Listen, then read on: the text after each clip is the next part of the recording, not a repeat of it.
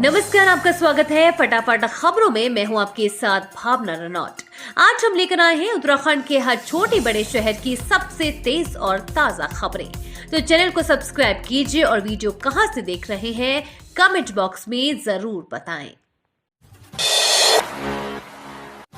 इस बार नई आस्था पथ से बद्रीनाथ तक पहुंचेंगे तीर्थयात्री। 12 मई को खुलेंगे धाम के कपाट। इस साल बद्रीनाथ धाम की यात्रा 12 मई से शुरू हो रही है। ऐसे में बद्रीनाथ धाम में मास्टर प्लान के कार्य तेजी से चल रहे हैं। यहाँ आस्था पथ में भी बदलाव किया गया है। बद्रीनाथ धाम तक पहुंचने वाला पुराना आस्था पथ ध्वस्त होने के कारण अब साकेत तिराहे से अलकनंदा किनारे से होते हुए करीब 100 मीटर का नया रास्ता बनाया जा रहा है। इस मार्ग को नगर पंचायत बद्रीनाथ की ओर से अंतिम रूप दिया जा रहा है। वहीं बामड़ी गांव से बद्रीनाथ मंदिर तक पहुंचने के लिए भी करीब 300 मीटर नए रास्ते का निर्माण किया जा रहा है। यहाँ रिवर फ्रंट के कार्यों से पुराना रास्ता क्षतिग्रस्त हो गया है। अब बिजली कर्मचारियों के लिए भी महंगी हुई। बिजली टैरिफ के आधार पर बढ़ाया फिक्स चार्ज। प्रदेश में बिजली विभाग के अधिकारियों कर्मचारियों के लिए भी बिजली महंगी हो गई है। ऊर्जा निगम ने हाल ही में जारी हुए टैरिफ आदेश के आधार पर सभी कर्मचारियों का फिक्स चार्ज बढ़ा दिया है। मंगलवार को इसका आदेश जारी कर दिया गया। यूपीएसएल के एमडी अनिल कुमार की ओर से जारी आदेश के मुताबिक इस साल घरेलू श्रेणी में नियामक आयोग ने टैरिफ में 9.17% की बढ़ोतरी की है। इस परिप्रेक्ष्य में ऊर्जा निगम के सभी अधिकारियों कर्मचारियों को मिलने वाली बिजली का फिक्स चार्ज भी रिवाइज किया गया है।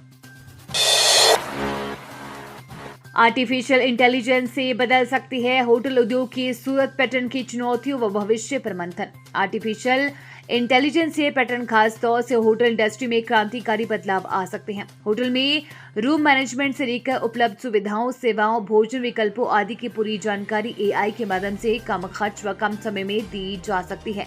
Hotel and restaurant association of northern India के 9वें हरानी कॉन्क्लेव में विशेषज्ञों ने ये बात कही। कॉन्क्लेव का शुभारंभ पर्यटन मंत्रालय के क्षेत्रीय निदेशक उत्तर राजेंद्र कुमार सुमन ने किया। इस मौके पर उन्होंने कहा कि 4 धाम सीजनल यात्रा है, हमें इसके बाद के पर्यटन गतिविधियों पर फोकस करना होगा। राज्य में एडवेंचर डेस्टिनेशन विकसित होने चाहिए।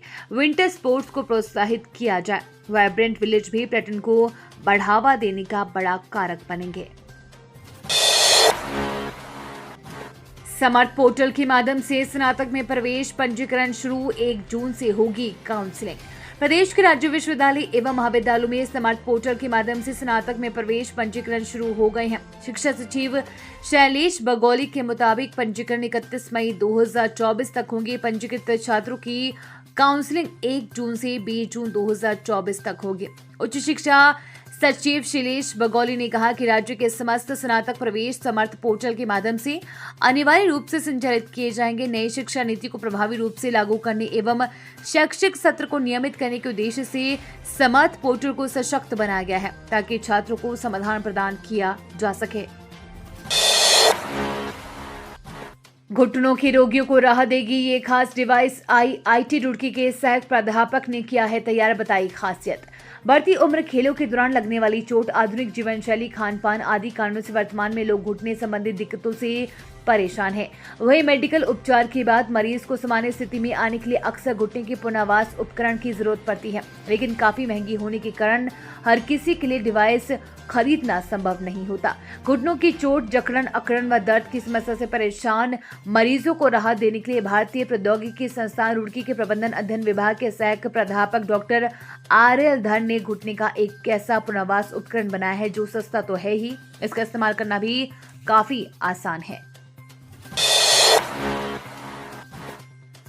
पापा सुरक्षा गार्ड। एक कमरे के घर में पढ़ाई कर बेटी ने किया उत्तराखंड टॉप। माता पिता को दिलाया सम्मान।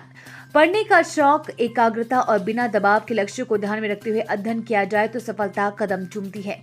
ऐसा ही कर दिखाया है बैंक में सुरक्षा गार्ड की नौकरी करने वाले धर्मेंद्र जोशी की बेटी कंचन जोशी ने। 12वीं कक्षा में 97.60% अंक हासिल कर कंचन ने उत्तराखंड टॉप किया है। अपनी सफलता पर कंचन कहती है कि मेरिट लिस्ट में आने की उम्मीद तो थी, लेकिन उत्तराखंड टॉप करने के बारे में नहीं सोचा था। वनागिनी प्रबंधन में होगा सुधार। दिल्ली में हुई बैठक। राज्य को मॉडर्नाइजेशन में मिलेंगे 80 करोड़। उत्तराखंड में हर साल जलते जंगलों को बचाने के लिए फॉरेस्ट फायर मॉडर्नाइजेशन का काम होगा। इसके लिए 15वें वित्त आयोग ने राज्यों के लिए करीब 80 करोड़ का प्रावधान किया है, जिसकी तैयारी तेज हो गई है। इन दिनों उत्तराखंड के जंगल वन आगिनी की चपेट में है। सरकार के स्तर से भी लगातार बचाव की कोशिशें की जा रही है। इस बीच मंगलवार को दिल्ली में NDMA की बैठक हुई, जिसमें देश भर में फॉरेस्ट फायर मॉडर्नाइजेशन पर चर्चा की गई। घाट खाली कराया, नाच गाना किया शुरू, फिर युगल की इस हरकत को देख टूटा तीर्थ पुरोहितों के सब्र का बांध। हर की पौड़ी क्षेत्र में समूह में आए एक युगल को अश्लील वीडियो शूट करना भारी पड़ गया। इस दौरान घाट पर मौजूद तीर्थ पुरोहितों ने इसका विरोध करते हुए युगल को वहां से खदेड़ा। घटना मंगलवार दोपहर 2 बजे की है। हर की पौड़ी क्षेत्र में एक समूह में युवक युवतियां आए।